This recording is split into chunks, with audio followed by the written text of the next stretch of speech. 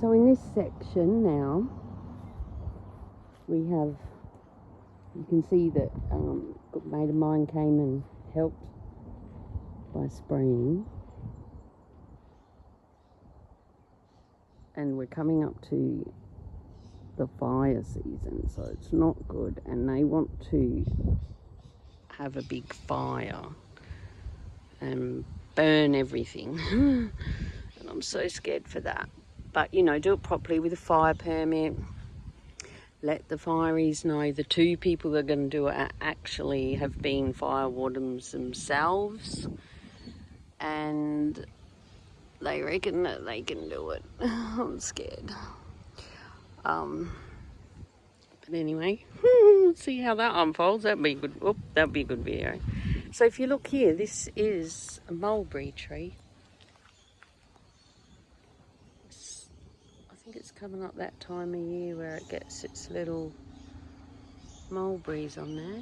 And in there, there's also a, where is that? An umbrella tree. And because the actual mulberry tree middle part is the trunk, and that is in there, but it's been taken over by all the vines, you see, mongrel vines they are. And then down in there there's all these gingers that I planted, and I sort of had a bit of a squeeze the other day. I'll come down a bit. See, now I'm walking in this bit.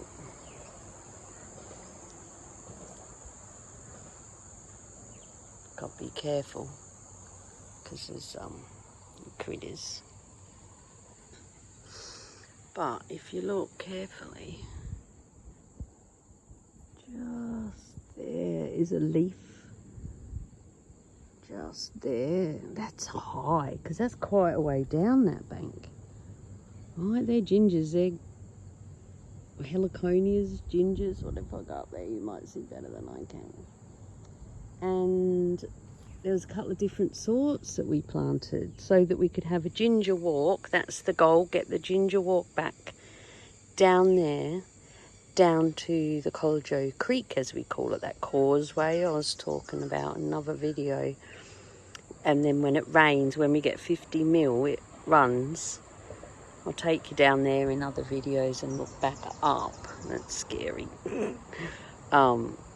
It's easy enough to get down, but it's overwhelming to see how overgrown all this now is. However, yes, so the plan was to sit in there.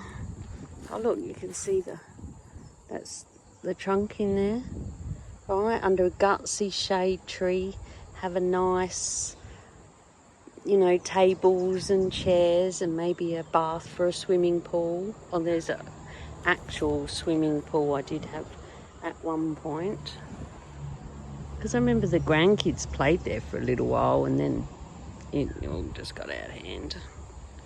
Life got in the way, and you've got to stay on top of this sort of stuff. So that's any tips on helping to create a garden here that is going to be low maintenance. So I don't want to plant things that are gonna, I know I need to kind of mulch, but I think that's what's caused issues in the past. I've got the wrong sort of mulch, and then it's come with new weeds. That sucks. You know, you think you're doing the right thing. And also I want to, they need to be able to handle not too much water in the summer and be really good, handle lots of water. I mean in the winter, and lots of water in the summer. You know, and what is good for the area, also what's good for birds and natives. So I'm thinking I need stabilisation of banks, which you'll see when we go up to the front end of the property, because we're probably only halfway through. There's a lot.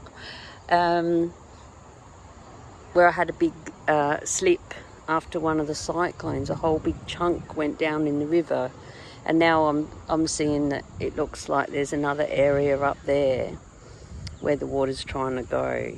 And I planted some trees just for the roots, but we'll go into all that when we get up that end. So anyway, that's where we're at that point, but it is a lovely spot, and I'm ready to reclaim it.